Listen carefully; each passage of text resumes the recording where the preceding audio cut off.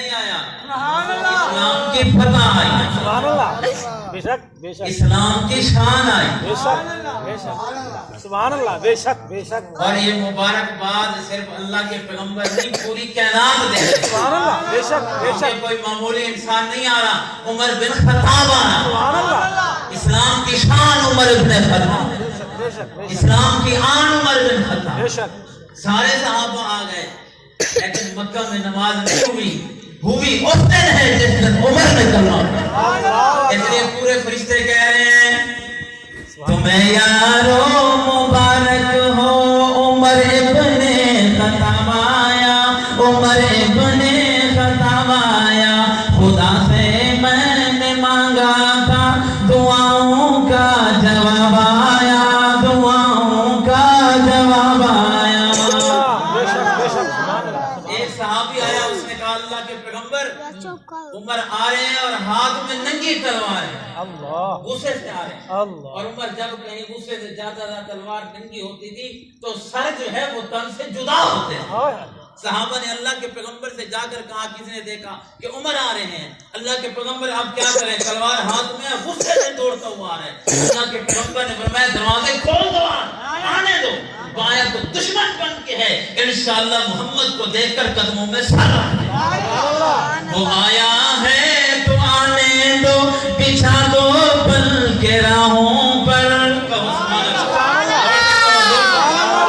آیا ہے تو آنے دو, بچھا دو پل کے راہوں پر, بچھا دو پل کے راہوں پر.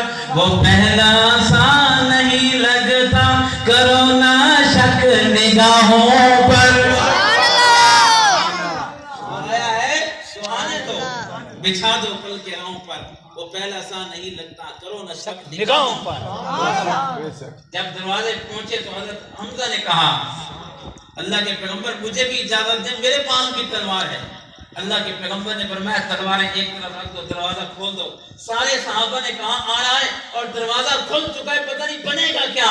حضرت عمر فاروق سامنے آئے, ہاتھ میں ننگی تلوار ہے. اللہ کے پیغمبر نے فرمایا ابھی بھی عمر تمہیں اسلام سمجھ نہیں آیا؟ تو حضرت عمر رضی اللہ عنہ کا اللہ کے پیغمبر میں مجھے سمجھ آ گیا, آیا تو دشمن بن کے تھا, کلمہ پڑھا کے مسلمان کر. سبحان اللہ, حضرت عمر کیا کریں, اشہد اللہ الہ الا اللہ. حضرت عمر رضی اللہ عنہ نے جب کلمہ پڑھا اشہد ان لا الہ الا اللہ, صحابہ نے نعرہ تکبیر بلند کیا اور اتنا بڑا نعرہ لگایا کہ مکے کی وادیاں گونج اٹھی. ابو جہل نے سب کو بلایا اور کہنے لگا پتہ نہیں کیا ہو گیا, مسلمانوں کے پاس تو پہلے سیدنا ابو بکر صدیق بھی ہے, حضرت عثمان غنی, علی المرتضیٰ بھی ہے, سارے صاحب ہیں, مسلمانوں نے نعرہ نہیں لگایا. آج پتہ نہیں کون سا شخص آ گیا کہ مسلمانوں نے نعرہ تکبیر بلند کیا. جبرائیل اتر آئے, انہوں نے کہا اللہ کے پیغمبر سے آپ نے نہیں بلکہ عمر کے اسلام لانے پر آسمان کے سارے فرشتوں نے اتنا نعرہ مارا کہ پوری دنیا نعرہ تکبیر سے گونج اٹھی. بولو تمہیں یارو مبارک ہو عمر ابن خطاب آیا, عمر ابن خطاب آیا, خدا سے میں نے مانگا تھا دعاؤں کا جواب آیا, دعاؤں کا جواب آیا.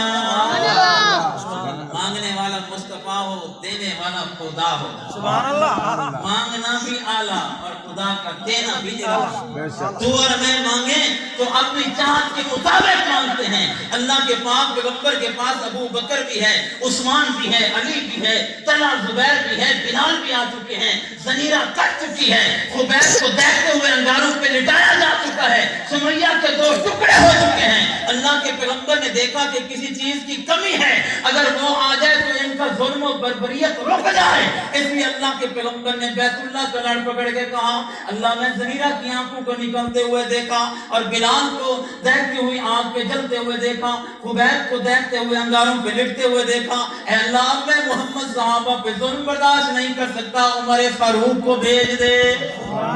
ایک دن مانگا اور دوسرے دن حضرت عمر فاروق اللہ کے پاک پیغمبر کے قدموں میں آ گئے اور اس وقت کچھ نماز کا وقت تھا, وضو کر رہے تھے. حضرت عمر نے پوچھا کیا کر رہے ہیں؟ اللہ کے پیغمبر نے فرمایا کہ ہم نماز پڑھیں گے, عبادت کریں گے. فرمایا یہاں کیوں کرتے ہو, بیت اللہ میں کیوں نہیں؟ فرمایا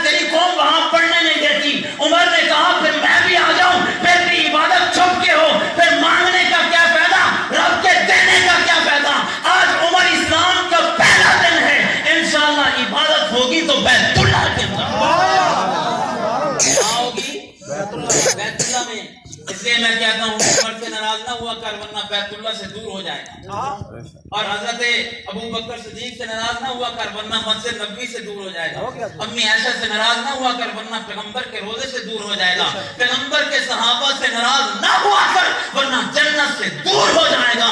جنت ملے گی تو صحابہ کے قدموں کی برکت سے، مسجد نبوی نصیب ہوگی سیدنا صدیق اکبر کے قدموں کی برکت سے، اگر امی عائشہ کی محبت ہوگی بیت اللہ پہ حاضری ہوگی، اگر عمر کی محبت ہوگی تو بیت اللہ کا طواف ہوگا۔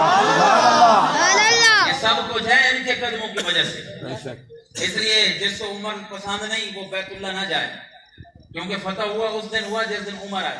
جس کو امی عائشہ رضی اللہ تعالیٰ نبی کے روزے پر نہ جائے، اور جس کو حضرت صدیق اکبر پہ اعتراض ہے مسجد نبوی میں نہ جائے، کیونکہ جب اللہ کے پاک پیغمبر وہاں پہنچے آپ کا ارادہ تھا کہ یہاں پر مسجد تعمیر کرائی جائے، لیکن مسلمانوں کے پاس اتنی دولت نہیں کہ زمین خریدیں، اللہ کے پیغمبر چاہتے ہیں یہاں مسجد نبوی بن جائے۔ سیدنا صدیق اکبر کو پتہ چلا، اس زمین کے مالک کے پاس گئے اور کہنے لگے اللہ کے پاک پیغمبر کو یہ جگہ پسند ہے، بتا کتنی قیمت لے گا؟ اس نے قیمت بڑھا چڑھا کر لگائی۔ سیدنا صدیق اکبر نے ساری دولت اٹھائی، وہ جگہ خرید کر کے اس کی کشتی اللہ کے پیغمبر کے ہاتھ میں دے کر کہا اگر آپ چاہتے ہیں مسجد نبوی بنائیں، میں نے زمین خرید کر کے ہمیشہ کے لیے محمد کے نام پر۔ یہ ہے صحابہ، یہ کیا ہے بولو؟ دیکھی نہیں اگر کسی نے شان مصطفیٰ، دیکھے کہ جبرائیل ہے دربان مصطفیٰ، لطف خدائے پاک کی تصویر کھچ گئی، پھرنے لگے جب آنکھ میں احسان مصطفیٰ، اسلام کا زمانے بھر میں سکہ مٹھا دیا، اپنی مثال آپ ہیں یاران مصطفیٰ۔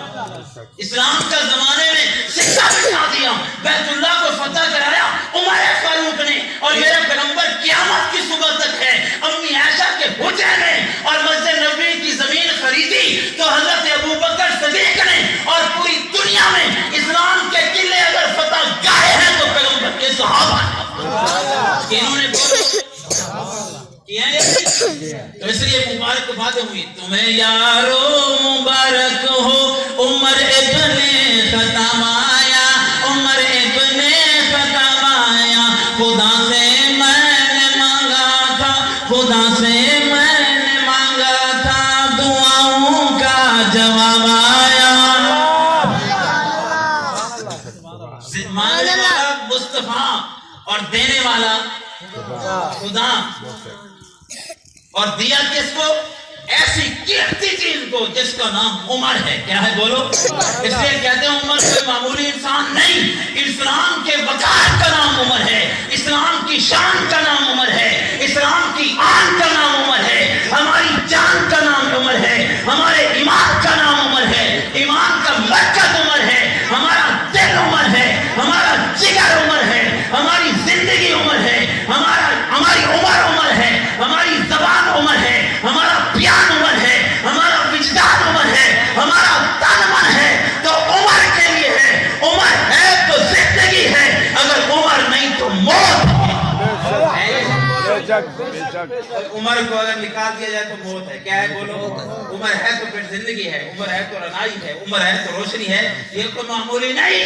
بیت اللہ کا لڑ پکڑ کے اللہ کے پاک پیغمبر نے مانگا ہے، اور مانگنے والا مصطفیٰ ہو، دینے والا خدا ہو، نہ مانگنے میں شک ہے نہ دینے میں شک ہے۔ اور کبھی تو نے بھی اللہ سے کوئی غلط چیز مانگی ہے؟ بول نہیں۔ حالانکہ نہ تیرے پاس علم، نہ میرے پاس علم، نہ تیرے پاس عمل، نہ میرے پاس عمل۔ ہم جب مانگتے ہیں تو اچھی چیز مانگتے ہیں، بری بولو؟ تو جب مانگے تو اچھی چیز مانگے، اور اللہ کے پیغمبر مانگے تو غلط بات کوئی بری چیز مانگے، بولو؟ تیرے میرے مانگنا غلط ہو سکتا ہے، لیکن نہ مصطفیٰ کے مانگنے میں شک ہے، نہ رب کے عطا کرنے میں شک ہے۔ تو اور میں مانگیں گے اپنی شان کے مطابق قیمتی چیز اللہ کے پیغمبر نے مانگی ہے، تو اور میں زندگی کی قیمتی چیز مانگتے ہیں، پیغمبر نے مانگی ہے تو اسلام کی قیمتی چیز مانگی۔ ایسے ہے یا نہیں؟ آپ تازہ ہو گئے، جذبے جوان ہو گئے۔ میں اپنی جو نظم پڑھا تھا اس کو مکمل نہیں کرتا، مہمان جو آئے ہوئے ہیں تو ان کے لیے آپ کو اکٹھا کروایا ہے جی، اور پڑھیں۔ ماشاءاللہ ماشاءاللہ ماشاءاللہ۔ آگے